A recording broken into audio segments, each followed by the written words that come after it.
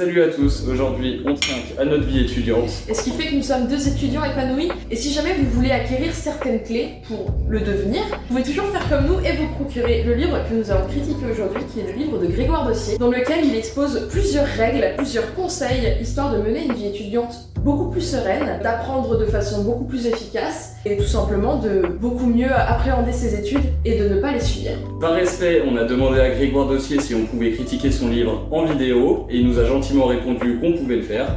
Donc du coup c'est ce qu'on va faire aujourd'hui et faut savoir que Grégoire Dossier c'est une grosse source d'inspiration pour nous. Ça fait un bon moment qu'on le suit, enfin toi tu as commencé à le suivre avant moi et c'est surtout grâce à toi que j'ai commencé à le suivre beaucoup plus sérieusement. Pour ceux qui le connaissent pas, parce que certains peut-être ne le connaissent pas, c'est un étudiant en droit, il vient de finir son Master 2. Il est en période de stage en ce moment sur Paris. Ouais. Exactement, on peut le suivre sur Insta, sur YouTube. On vous mettra les liens dans la description. Donc du coup ce qu'on disait c'est que dans ce livre il recense pas mal de conseils pour les étudiants, donc pas spécifiquement pour les étudiants en droit, parce que nous on est étudiants en droit comme lui, mais si vous êtes étudiant en psychologie ou que sais-je en STAPS, il y a quand même pas mal de conseils que vous pouvez réutiliser, donc vraiment c'est un livre assez universel pour le monde étudiant. Et ce que je trouve vraiment pas mal dans son livre, c'est que Grégoire l'a écrit avec une très grande humilité, dans le sens où il prétend pas détenir la vérité universelle, où il dit que c'est ses conseils à lui, ce qu'il pense avoir compris du monde étudiant, et que chacun peut se faire sa propre vérité, chacun peut appliquer les conseils à sa sauce, ou avoir des conseils diamétralement opposés à ceux qu'il a écrits dans son livre,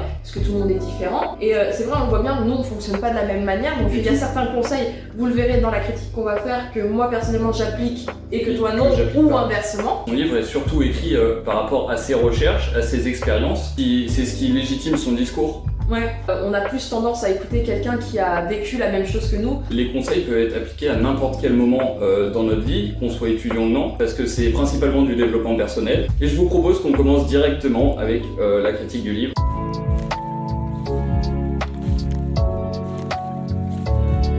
Un point dans ce livre sur lequel j'ai été très sensible, c'est l'importance d'organiser son temps. Faire des plannings, éviter la procrastination à tout prix et surtout prévoir des temps libres. Il a vraiment raison quand il dit qu'il faut organiser son temps. Moi je sais que dans mon éducation, mes parents ils m'ont toujours dit qu'il y avait un temps pour tout, donc un temps pour s'amuser, un temps pour travailler, un temps pour se reposer, un temps pour voir ses amis, etc. Et c'est vrai que quand on est étudiant, on a tendance à passer d'un extrême à l'autre. Bon là cette année, ce qui a été très compliqué, c'est qu'on était vraiment dans le travail à 100%. Généralement, il y en a qui font soit que des soirées, soit qui passent leur temps à travailler. Ça crée un déséquilibre un peu dans votre vie étudiante. On fonctionne pas du tout pareil, toi et moi, à ce niveau-là, en termes de comment on répartit notre charge de travail, histoire d'organiser notre temps. Je fais 1 heure de travail, après je prends 20 petites minutes où je fais 2-3 trucs, je refais 1 heure de travail, et c'est la grande différence entre nous deux. Toi, tu fais des grandes sessions, surtout.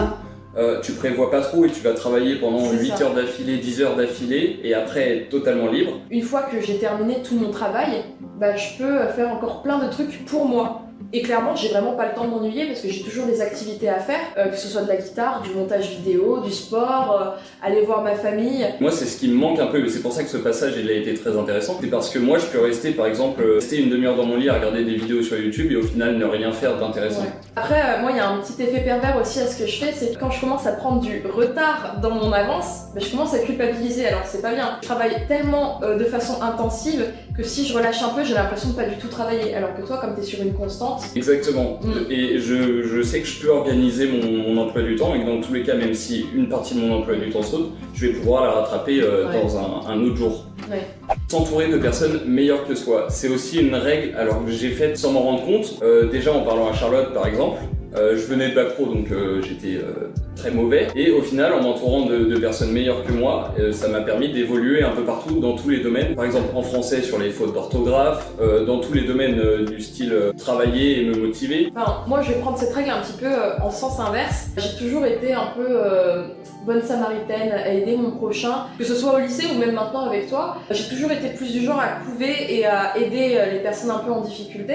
Et ce que je trouve intéressant, c'est que toi ça t'a permis de te développer, mais moi de mon côté aussi. Parce que le fait de t'expliquer, par exemple, je me souviens de ce soir où on avait un commentaire à rendre pour le lendemain en droit constitutionnel, mais Lucas venant d'un bac professionnel, il n'avait aucune notion de méthodologie pour pouvoir faire ce commentaire-là. J'ai pris toute une soirée pour lui expliquer toute la méthodologie, lui dire écoute, quand t'écris ça, vaut mieux mieux peut-être que tu dises ça. Ouais. Le fait de réexpliquer une notion à quelqu'un de la manière la plus simple qui soit, bah ça m'a permis de comprendre. Et même, ça m'a mis dans un mécanisme de répétition d'informations. Et ça t'a permis d'apprendre les choses. Voilà, et de les retenir sur le long terme aussi. Il y a une technique de mémorisation et d'apprentissage qu'on a testé cette année et dont on est littéralement tombé amoureux, c'est les flashcards. Au début d'année, ce que je faisais, c'est que je réécrivais tous mes cours. Je faisais des fiches en fait. Moi, je lisais juste mes cours. Ouais, tu lisais juste tes cours. Ça marchait bien, hein, mais ça prenait énormément de temps. On a découvert les flashcards par le biais d'une vidéo de Grégoire. Et on s'est dit, tiens, on va tenter. Donc, on n'utilise pas la même application que lui. On a utilisé Quizlet. Et honnêtement, on vous conseille cette application parce que c'est moi qui créais les quiz et je les envoyais à Lucas par la suite. Mais déjà, rien que le fait de créer le quiz, de créer les questions et les réponses, ça me faisait travailler. Et ensuite, on se testait continuellement avec les tests que ça donnait. Et le fait de tester sa mémoire sur le long terme, vraiment, au bout d'un moment, bah tu mémorisais de ouf. Ça, c'est hyper ludique. Ouais, voilà. On apprend, on s'embête moins qu'à lire pendant des heures. Il y a des cours, je mets plus de 4 heures à les lire. C'est un petit peu comme un jeu finalement. Là, en une demi-heure, on a parcouru les 120 questions et ça nous fait mémoriser très rapidement, vraiment très rapidement. Après, ce qui ressort du livre, ça reste de ne pas se comparer aux autres, ne pas jalouser les autres. Et nous, quand on dit qu'on compare un peu nos copies, que tu m'as corrigé, je jalouserais pas, c'est plus dans une notion d'apprentissage, vraiment s'entraider. Mais il faut surtout jamais se comparer aux autres parce qu'on n'a rien à y gagner et au contraire, on va se démotiver. Mais en plus, je trouve que le fait de se comparer à quelqu'un de meilleur que soi, imagine si t'étais tombé un peu dans cette spirale-là de toute façon, je viens d'un bac pro, elle vient d'un bac ES, elle a tout pour réussir. Toi, après, ça te crée une sorte de syndrome de l'imposteur aussi. Ouais. Parce que, imagine, t'as tes partiels, tu dis, bah non, en fait, c'était de la chance, ou alors, bah non, c'est parce que elle m'a aidé et genre, j'ai aucun mérite derrière. C'est ce que j'ai fait au début de l'année. Il y avait les premières notes qui tombaient. Moi, j'ai eu la première note en droit constit, parce que je me suis sacrifié pour tout le monde. Fallait qu'il y ait au moins une personne qui rende la copie dans le groupe, et lui, il a dit, je veux être le sauveur. Ouais, j'ai eu un petit élan de confiance. Au final, j'ai eu 4.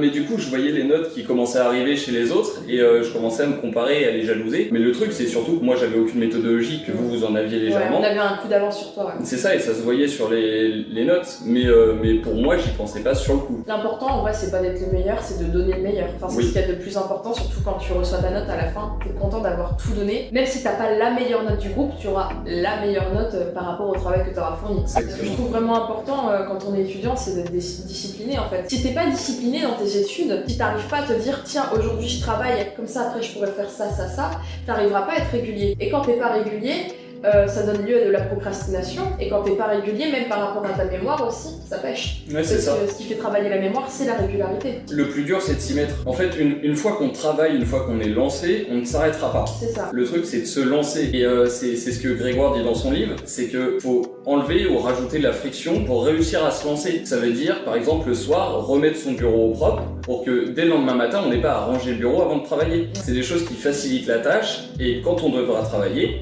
tout ira naturellement. Bah après toi, je sais pas si ça te le fait, mais des fois j'ai pas envie de faire un truc. Je suis là, j'ai vraiment la flemme. Et puis je me mets un coup de pied aux fesses, très clairement. Et au bout de 5 minutes, je me dis bah non, finalement c'est pas si terrible que ça. Je continue, je suis dans ma lancée. Nous, c'est ce qu'on avait remarqué en faisant du sport justement quand on courait. Au début, des fois, on n'avait pas envie d'y aller. Les premiers kilomètres étaient très désagréables. Et au bout d'un moment, tu te sentais pousser des ailes. Ouais, c'est ça. Au bout d'un moment, le corps s'y fait à l'action qu'on est en train de faire. Ouais, et il trace. Et je pense que même le fait de commencer petit à petit, ça peut te donner confiance aussi pour des objectifs sur le long terme. Totalement. Nous, clairement, c'est ce qu'on a fait un peu sur le semi-marathon. Enfin, au début, on était là, on n'arrive pas à courir 2 km sans être essoufflé.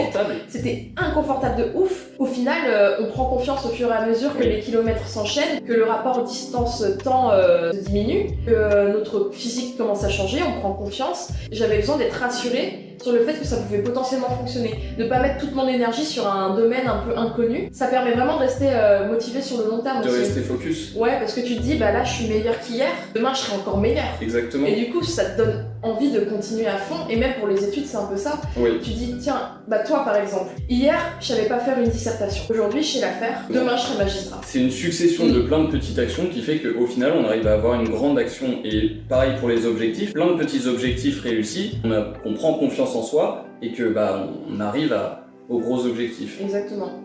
Un autre point que Grégoire évoque dans son livre, c'est de croire en sa bonne étoile, et ça rejoint ce qu'on disait tout à l'heure avec les objectifs. Il faut toujours croire en quelque chose et croire en ses objectifs. Si on dit c'est mort, forcément ça va être mort. Mais si on se dit je peux réussir, j'ai les capacités de réussir, on peut largement réussir. Ouais.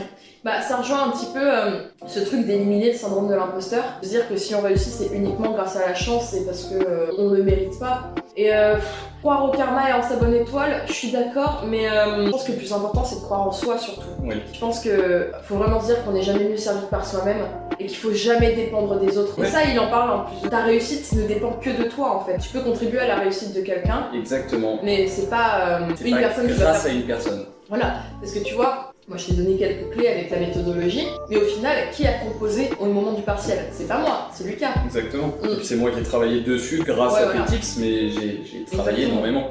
Il y avait une règle aussi, ça nous a fait un peu rire quand on l'a lu, c'était sors de chez toi. Alors, elle est très bien cette règle, mais clairement, on en a été privé. Le fait d'en avoir été privé, on se rend compte à quel point cette règle est fondamentale dans la vie d'un étudiant. Vous voyez cette table? Moi je travaillais dessus de 7h30, enfin peut-être entre 8h du matin on va dire jusqu'à 1h30 du matin. Et quand je terminais, j'allais me poser sur le canapé qui était là pour aller jouer de la guitare ou je faisais un peu de sport juste ici. En fait ce qui faisait que mon environnement de travail c'était aussi mon lieu de vie. Et ça, c'était très très inconfortable, j'avais l'impression de jamais sortir de ma bulle. C'est là qu'on se rend compte que c'est vraiment important de sortir et de faire de la marche ou de s'aérer l'esprit tout simplement. C'est ce que je me disais aussi, c'est que on a eu, à l'inverse des autres années, où les gens, enfin tous les étudiants sont à la fac, voient leurs potes, mais travaillent, et après ils peuvent aller au bar. Nous on n'a pas eu ça. Soit on était chez nous, soit si on sortait, c'était pour aller à l'université au final. Ça nous a pas permis de pouvoir s'aérer l'esprit ou pouvoir se détendre un peu des cours, puisque à chaque fois on était dans une notion de cours toujours en rapport avec l'université. On quittait jamais vraiment la fac. Alors que quand on est au bar, bah, on pense pas forcément droit ou on n'est pas là pour travailler. Ouais, c'est ça. Tu penses plus à ta descente qu'à ta prochaine note, à te TD. Et un truc que j'ai trouvé intéressant, c'est que inconsciemment, j'ai appliqué les conseils qu'il écrivait dans son livre. Que par exemple, l'importance d'aimer le processus. Enfin, nous, après, c'est parce qu'on kiffe vraiment nos études de droit. Oui. On adore faire de la recherche et tout. Et il y en a qui subissent clairement leurs études. Ils Oui, c'est apprennent ça. bêtement pour se dire, voilà, je vais avoir une bonne note pour mon partiel. On trouve ça tellement intéressant dans le sens où ça nous touche un peu dans notre quotidien. On essaie de trouver une raison pourquoi on apprend. Or, le résultat à long terme qui est d'obtenir notre diplôme et d'avoir le métier qui nous correspond, il y a aussi ce truc de je veux savoir pourquoi on en est arrivé là dans les régimes matrimoniaux, pourquoi l'histoire a fait qu'on en est là aujourd'hui. La science politique aussi, ça c'était vachement Ouais. intéressant. Ça nous a aidé pour notre vie d'électeur, de citoyen. Savoir pourquoi tu travailles, ça c'est aussi hyper important. Et je me souviens que mes parents ils me le répétaient beaucoup quand j'étais petite, quand on parlait un petit peu des notes que je ramenais, parce que j'ai toujours été une élève très très studieuse. Mes parents m'ont toujours dit ne travaille pas pour nous rendre fiers. Ça c'est vraiment le côté Ouais. un petit peu ça nous fait plaisir que tu réussisses. Mais si tu travailles, c'est pour toi. Ça. C'est pour ton avenir, tu travailles uniquement pour toi. Moi, c'est ce qui m'a manqué toute ma scolarité. J'ai jamais eu le vrai pourquoi du comment je travaille. J'étais juste là en mode c'est obligatoire, la France veut qu'on aille à l'école, je vais à l'école. Ouais. Mais du coup, je faisais rien de spécial. Il y avait ni objectif, il y avait aucune raison d'être en cours en fait. Et c'était peut-être pour ça aussi que tu travaillais pas. Exactement, il y avait. Tu subissais aucun- tes études et tu Ouais, c'est disais, ça. ouais, c'est ça. C'est ça, j'y allais comme si on me mettait en camp de vacances et Voilà. et voilà. Alors que moi, ça a été le contraire, j'ai toujours été hyper curieuse, je voulais toujours savoir le pourquoi du comment.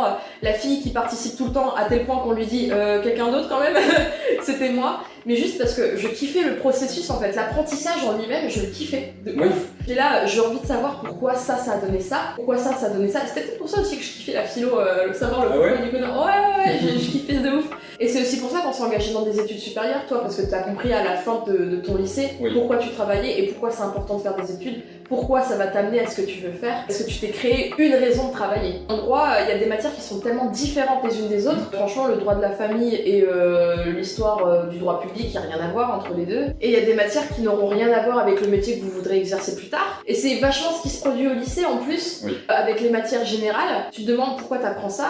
Pour conclure, on a vu pas mal de gros points du livre. On veut pas tout donner parce qu'on va pas spoil par respect du travail de Grégoire. Mais de mon point de vue, j'ai trouvé ce livre très intéressant. Il y a beaucoup de redondances, il y a beaucoup de répétitions. Alors à mon avis, c'est fait intentionnellement. Beaucoup de règles se complètent, que l'une ne va pas sans l'autre. Du coup, à partir du moment où vous commencez à appliquer une règle, c'est une continuité. C'est un package en fait. Ce que j'ai aimé aussi dans ce livre-là, c'est que j'ai trouvé vachement accessible, contrairement aux autres livres de développement personnel. Il est très Tu facile à lire. tu peux le lire en 10 jours, enfin nous on l'a lu en quelques heures. Facilement, ouais, en 5 heures pour quelqu'un qui lit Ouais, bien, le c'est vocabulaire est hyper clair.